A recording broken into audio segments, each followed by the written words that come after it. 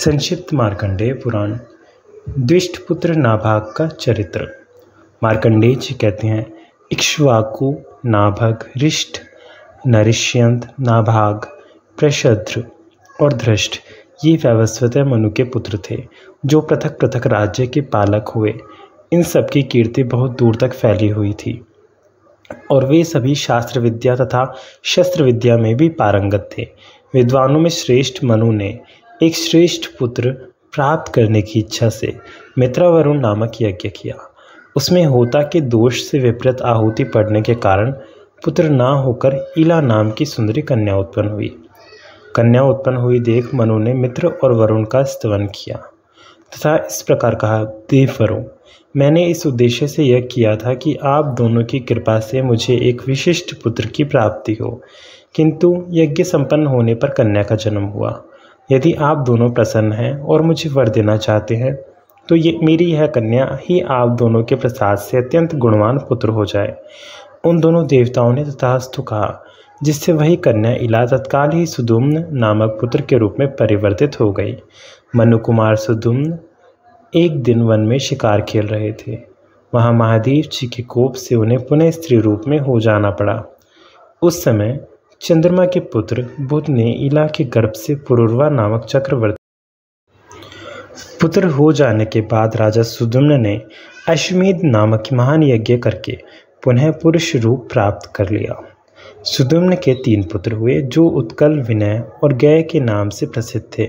उन्होंने धर्म में मन लगाकर इस पृथ्वी का पालन किया। राजा सुदुम्न जब स्त्री के रूप में थे तब उनके गर्भ से पुरुरवा का जन्म हुआ।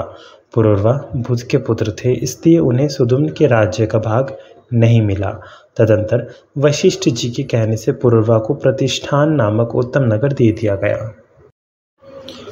दिष्ट नाम के एक राजा थे, जिनके पुत्र का नाम नाभाग था। यौवन के आरंभ में ही उसकी दृष्टि एक वैश्य कन्या पर पड़ी, जो बहुत ही सुंदर थी। उसको देखते ही नाभाग का मन काम के अधीन हो गया। उसने उसके पिता के पास जाकर वह कन्या मांगी।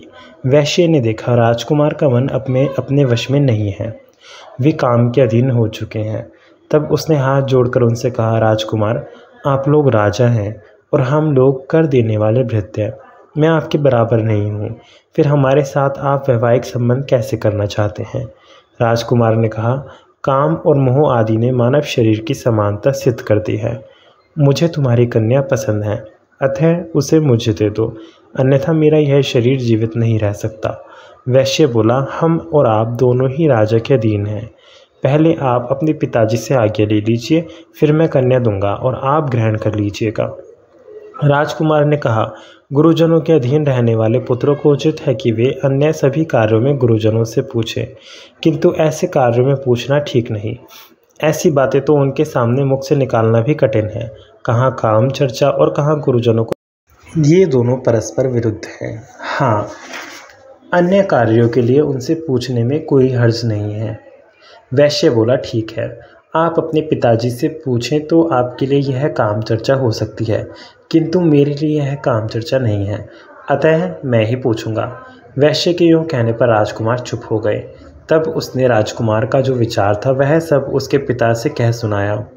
तब राजकुमार के पिता ने ऋचिक आदि श्रेष्ठ ब्राह्मणों तथा राजकुमार को भी महल में बुलाकर मुनियों से सब वृतांत निवेदन किया और कहा, इस विषय में जो कर्तव्य हो उसके लिए आप लोग आज्ञा दें। ऋषि बोले, राजकुमार, पहले तुम्हारा विवाह किसी मूर्ध्वाभिषिक्त राजा की कन्या से होना चाहिए, उसके बाद यह वैश्य कन्या भी तुम्हारी स्त्री हो सकती है। ऐसा करने से दोष ना होगा, अन्यथा पहले ही वैश्य कन्या का अपहरण करने पर तुम्हारी उत्कृष्ट जाति चली जाएगी। मार्कंडेय जी कहते हैं, यह सुनकर नाभाग ने उन महात्माओं के वचन की अवहेलना कर दी और घर से निकलकर तलवार हाथ में ले वह बोला, मैंने राक्षस विवाह के अनुसार इस वैश्य कन्या का अपहरण किया है। जिसकी सामर्थ्य हो वह इसे मेरे हाथ से छुड़ा ले। वैश्य ने उस कन्या को राजकुमार के चंगुल में पड़ी देख त्राही त्राही कहते हुए उसके पिता की शरण ली। तब राजकुमार के पिता ने कुपित होकर बहुत बड़ी सेना को आज्ञा दी, दुष्ट नाभाग धर्म को कलंकित कर रहा है, अतः उसे मार डालो, मार डालो। राजा की आज्ञा पाकर सेना ने राजकुमार के साथ युद्ध आरंभ कर दिया। नाभाग अस्त्रों का ज्ञाता था, उसने अपने अस्त्र शस्त्रों से अधिकांश सैनिकों को मार गिराया। राजकुमार के द्वारा सेना के मारे जाने का समाचार सुनकर राजा अपने सैनिकों को साथ ले स्वयं ही युद्ध के लिए गए। फिर तो उनका अपने पुत्र के साथ संग्राम छिड़ गया। उसमें अस्त्र शस्त्रों के प्रयोग से राजकुमार की अपेक्षा उसके पिता ही बढ़े चढ़े सिद्ध हुए। इसी समय सहसा आकाश से परिव्राट मुनि उतर पड़े और राजा से बोले, महाभाग, अपने पुत्र के साथ युद्ध बंद कीजिए। वह अपने धर्म से भ्रष्ट हो चुका है। पुरुष अपने वर्ण की कन्या के साथ विवाह ना करके जिस जिस हीन जाति की कन्या का पाणी ग्रहण करता है, उसी उसी के वर्ण का वह भी हो जाता है। अतः आपका यह मंद बुद्धि पुत्र अब वैश्य हो गया है। इसका क्षत्रिय के साथ युद्ध करने का अधिकार नहीं है। इसलिए अब आप युद्ध से निवृत्त हो जाइए। तब राजा अपने पुत्र के साथ युद्ध करने से रुक गए। उसने भी उस वैश्य कन्या के साथ विवाह कर लिया। वैश्यत्व को प्राप्त होने पर उसने राजा के पास जाकर पूछा, भूपाल, अब मेरा जो कर्तव्य हो उसके लिए आज्ञा दीजिए। राजा ने कहा, ब्राह्मव्य आदि तपस्वी धार्मिक न्याय के लिए नियुक्त हैं। वे तुम्हारे लिए जो कर्म धर्मानुकूल बतावें उसी का अनुष्ठान करो।